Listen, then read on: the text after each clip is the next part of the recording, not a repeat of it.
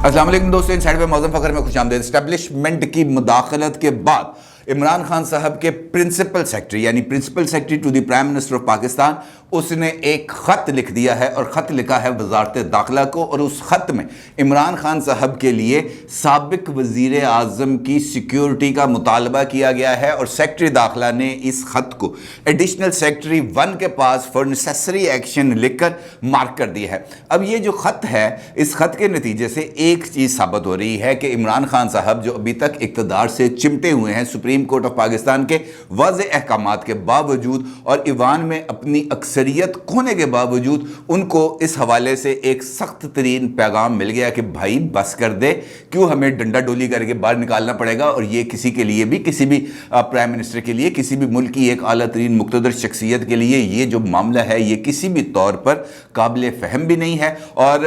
उसके शायान शान भी नहीं है। लिहाजा बेहतर है कि आप इस्तीफ़ा दें, घर जाएं या तरीके अदम एतमाद पर वोटिंग करा लें ताकि दूध का दूध और पानी का पानी हो जाए। अब इन दो सूरतों को पेश नज़र रखते हुए, क्योंकि हर दो सूरतों में इमरान खान साहब की हार यकीनी है, तरीके अदम एतमाद हो तब भी हार यकीनी है और अगर वो इस्तीफ़ा दें तब भी उनके पास साबिक वज़ीर आज़म का ही एक स्टेटस बचेगा। और ये वजह है कि अब उन्होंने हाथ पाँव मारने शुरू कर दिए हैं। अब उन्होंने मुक़्तदर हलकों से रब्ता करके अपने साथियों के ज़रिए, जिनका जिक्र मैंने पिछली वीडियोज़ में किया था कि 3 बंदे जाके छोड़ी पा के बह गए कि भाईजान नसीर नहीं जाना जब तक आप हमारी तरफ से खैर नहीं आपकी तरफ से मिलेगी। खैर आप समझते ना, खैर वो खैर नहीं मिलेगी उस वक्त तक हमने नहीं जाना। और उसके बाद इस बात का जो चर्चा है वो हो रहा है कि इमरान खान साहब ने 2 शराइत पेश की हैं। एक शर्त यह है कि शहबाज शरीफ साहब की जगह पर अपोजिशन किसी दूसरी शख्सियत, और नाम भी उन्होंने दिया है अख्तर मैंगल साहब का,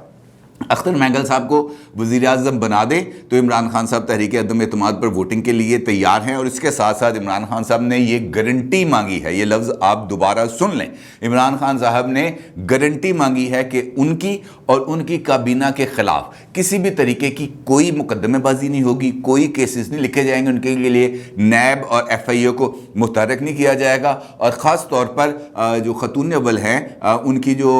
करीबी तरीन दोस्त हैं जो इस वक्त दुबई जा चुकी हैं, उनको भी इस सारे कज़िये में, इस सारे मामले के अंदर उनको भी शामिल नहीं किया जाएगा। यानी वो तमाम लोग जो ये कहते थे कि जनाब NRO नहीं दूंगा, NRO नहीं दूंगा, NRO नहीं दूंगा, वो NRO मांगने पर और NRO के लिए राब्ते करने पर और NRO के लिए सिफारिशें करने पर मजबूर हो गए। ये जो सारी सूरत हाल है इसके ऊपर आपके साथ तफसील से बात करूँगा, क्योंकि इस वक्त सोशल मीडिया पर एक और चीज़ बहुत ज़्यादा ज़ेर गर्दिश है। और इस्लामाबाद में जो लोग बैठे हैं, जो सीनियर जर्नलिस्ट मौजूद हैं, उन्होंने भी इस बात की तरफ इशारा किया है कि इस्लामाबाद में कुछ मूवमेंट हो रही है, कुछ फौजी ट्रक हैं जो शायद दस्तूर पर घूमते फिरते नज़र आ रहे हैं। उनकी वीडियो आप इस वक्त अपनी स्क्रीन पर भी देख रहे हैं, यूं गर्दिश कर रहे हैं। 4-5 ट्रक हैं जो इधर से यूं निकलते हुए जा रहे हैं। और उसके बाद इस बात की तरफ खदशात लाहक हो गए कि यार कुछ होने जा रहा है, कुछ ऐसी अनयूजुअल एक्टिविटी होने जा रही है। और उसकी बुनियादी वजह यह है कि आइन शिकनी हो रही है मुल्क में। लेकिन सवाल ये पैदा होता है कि क्या आइन शिकनी का जवाब आइन शिकनी से दिया जाएगा? ये तो यकीनी तौर पर एक ऐसी सूरत हाल नहीं है जहाँ पर आइन शिकनी का जवाब आइन शिकनी से दिया जाए। वो जो आइन शिकनी हो रही है उसका आगे बढ़कर रास्ता क्यों ना रोका जाए, उसको क्यों ना रोका जाए कि भाई ये आइन शिकनी है और इसके ढेर किस्म के, सख्त किस्म के कॉन्सिक्वेंसेज हो सकते हैं। इन कॉन्सिक्वेंसेज को बर्दाश्त भी कल करना पड़ेगा। भाई आपके नाम के साथ फलां रिटायर्ड ओहदे के साथ रिटायर्ड का लफ्ज़ नहीं लगता, आपके खिलाफ बड़े आराम से आर्टिकल 6 की कार्रवाई हो सकती है। आपको खुसूसी अदालत में पेशी के वक्त कोई बचाने नहीं आ सकता। आपको पेशी के वक्त आपकी गाड़ी को यूं करके घुमा के AFIC की तरफ नहीं मोड़ा जा सकता। बहुत कुछ है भाई, इसमें समझने की ज़रूरत है। और इमरान खान साहब की इस वक्त जो किचन कैबिनेट है वो भी इस मामले में खासी हद तक तकसीम नज़र आ रही है। सिर्फ 3 वज़रा 4 वज़रा ऐसे हैं जो इमरान खान साहब की हर तरह से हाँ में हाँ मिला रहे हैं और वो ये पोर्ट्रे करने की कोशिश कर रहे हैं कि वो हर एक तौर पर इमरान खान के साथ रहेंगे, इमरान खान साहब से ताल्लुक़ निभाएंगे। यानी जो रियासत है उसके साथ वफादारी नहीं है, यानी जो आइन है, जो दस्तूर है उसके साथ वफादारी नहीं है। हालांकि वज़रा ने हल्फ उठाया है कि वो दस्तूर की पाबंदी करेंगे, प्राइम मिनिस्टर पाकिस्तान ने हल्फ उठाया है कि वो दस्तूर की पाबंदी करेंगे, लेकिन दस्तूर इस वक्त पेश नज़र नहीं है। इस वक्त शख्सी वफादारियाँ ही सबसे इम्पॉर्टेंट हैं और यही सबसे बड़ा अलमिया है। इस वक्त नेशनल असम्बली का इजलास जो सुबह 10:30 बजे से जारी है, थोड़ी देर जारी रहता है, घंटा 1.5 घंटा जारी रहता है, 2 घंटे के लिए मुलतवी हो जाता है, फिर इजलास शुरू होता है, फिर मुलतवी हो जाता है। अब जो इजलास 7:30 बजे शुरू हुआ था वो एक मरतबा फिर रात 9:30 बजे तक मुलतवी कर दिया गया है, क्योंकि इमरान खान साहब ने 9 बजे फेडरल कैबिनेट का इजलास तलब कर लिया है और ये हंगामी इजलास है जो वो करने जा रहे हैं। अब ये बात मेरी समझ में कम से कम नहीं आ रही कि वो काम जो गुज़िश्ता 4 साल के अंदर इमरान खान साहब नहीं कर सके, वो अपने इक़्तिदार के आखिरी चंद घंटों में फेडरल कैबिनेट का इजलास बुलाकर क्या करेंगे? क्या वो एक मरतबा फिर एक नए बम को लात मारने की कोशिश करेंगे? क्या वो एक ऐसा एडवेंचर करना पसंद करेंगे जिसके नतीजे में पाकिस्तान की जमहूरियत और पाकिस्तान के वफाकी पार्लिमानी निज़ाम और ख़ुद पाकिस्तान के दस्तूर के ऊपर आंच आए, उसको धचका पहुंचे, या किसी को आइन शिकनी का कोई जवाज़ मुहैया किया जा सके? बड़ी एक ऐसी कॉम्प्लेक्स ऐसी सिचुएशन है जहां से बाहर नहीं निकला जा रहा। अब ये जो 7:30 बजे इजलास शुरू हुआ, इस इजलास में शहबाज शरीफ साहब ने पॉइंट ऑफ ऑर्डर पर बात की और उन्होंने मौजूदा सूरत हाल पर खूब गर्जे बरसे। उनका ये कहना था कि भाई आपने सुबह से क्या तमाशा बना के रखा हुआ है। सुप्रीम कोर्ट ऑफ पाकिस्तान की वाज़ेह वर्डिक्ट है कि 10:30 बजे इजलास होगा। इस इजलास के अंदर जो 3 अप्रैल का जो एजेंडा आइटम है, यानी वोट ऑफ नो कॉन्फिडेंस पर वोटिंग, वो होगी। आप वोटिंग कराने की बजाय तकरीरें कराई जा रहे हैं। एक तकरीर तू कर ले, एक तकरीर तू कर ले, एक तकरीर हिज़्ब इक़्तिदार से, एक तकरीर हिज़्ब इख्तिलाफ से। हम इस ड्रामाबाजी के लिए ईवान में आए हैं और यकीनी तौर पर कायदे हिज़्ब इख्तिलाफ की तरफ से फ़िलहाल कायदे हिज़्ब इख्तिलाफ की तरफ से जो पॉइंट उठाया गया वो बहुत हद तक वैलिड भी है और उसकी जो हकीकत है उससे नज़रअंदाज भी नहीं किया जा सकता। लेकिन जो स्पीकर साहब हैं जो उस वक़्त इजलास की सदारत करते हैं, थोड़ी सी देर के लिए शहबाज शरीफ साहब की बात का जवाब देने की बजाय, यानी तहरीक अदम एतमाद पर वोटिंग कराने की बजाय, उन्होंने निहायत सादत मंदी के साथ जो फ्लोर है वो दे दिया हमाद अज़हर साहब को कि भाई लोगों को अपनी हुकूमत की कारकर्दगी बताओ। यार लोगों को नहीं पता 4 साल में हुकूमत की कारकर्दगी क्या है, मुझे और आपको नहीं पता हुकूमत की कारकर्दगी क्या है, हमें नहीं पता कि हमारी ज़िंदगियों के अंदर कितनी मुश्किलात का इजाफा हो गया, हमें नहीं पता कि हर रोज़ आटा चीनी दाल पेट्रोल ये हम हर रोज़ भुगत हैं, हमारी हालत क्या है।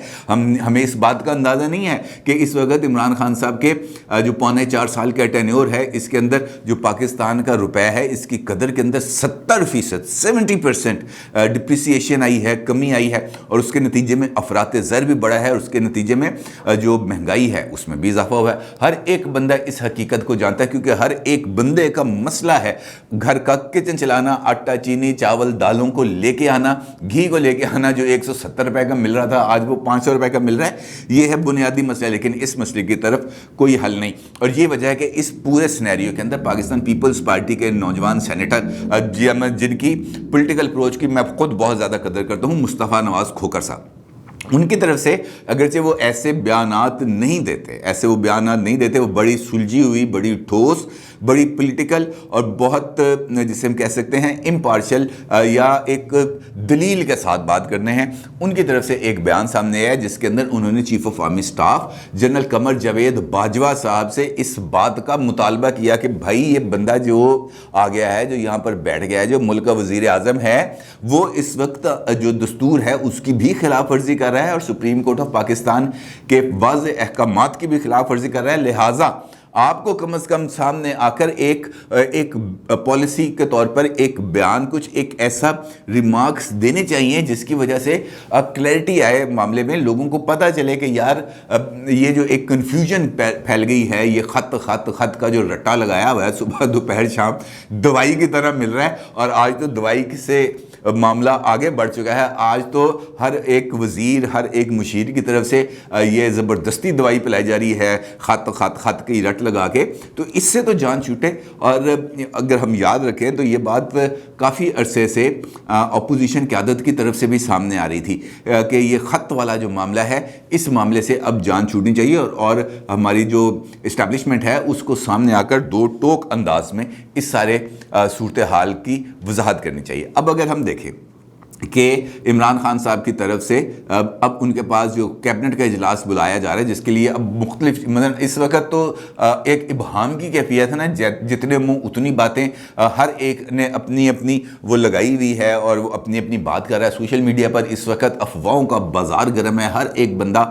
مختلف جو پیپر کی ہے وہ اڑائی جا رہا ہے۔ کوئی اس قسم کی بھی خبریں موجود آ رہی ہیں، چل رہی ہیں کہ یہ جو فیڈرل کیبنٹ کا اجلاس ہے اس کے اندر عمران خان صاحب استعفیٰ دیں گے اور یہ الوداعی اجلاس ہے، اور اس اجلاس کے اندر عمران خان صاحب اپنا ساتھ دینے پر اپنی کابینہ اراکین کا شکریہ بھی ادا کریں گے اور ان سے کہیں گے جناب بڑا اچھا وقت گزرا، اب مستقبل میں بھی ہم مل کے کام کریں گے اور بڑی اگریسولی الیکشن کیمپین چلائیں گے۔ اس قسم کی خبریں بھی آ رہی ہیں، لیکن اس قسم کی بھی خبریں آ رہی ہیں کہ عمران خان صاحب ہتھیار پھینکنے پر تیار نہیں ہیں اور انہوں نے ہتھیار بھی اٹھا لیے ہیں اور وہ کسی مقتدر شخصیت کو ڈی نوٹیفائی کر کے اپنے من پسند شخصیت کو اعلیٰ ترین عہدے پر بٹھانا چاہتے ہیں، اور اس کے لیے اب انہوں نے فائنل راؤنڈ کھیلنا شروع کر دیا، کیونکہ وہ یہ سمجھتے ہیں کہ ایسا اقدام کرنے کے نتیجے میں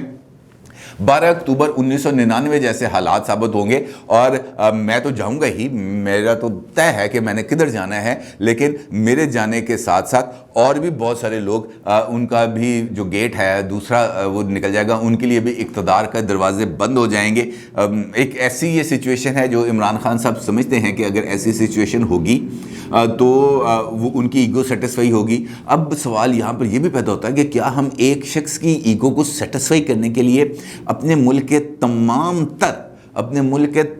تر وقار کو، اپنے ملک کی تمام تر عزت کو، اپنے ملک کے تمام تر مفادات کو، اپنے ملک کے تمام تر آئینی اداروں کو، اپنے ملک کے تمام تر افراد کو، اپنے ملک کے تمام تر مقتدر شخصیت کو ہم ذبح کرنے کے لیے تیار ہیں، صرف اس وجہ سے کہ میری شخصی ایگو کو سیٹسفائی کر دیا جائے؟ اور یہ ایک ایسی روش ہے جس کے نتیجے میں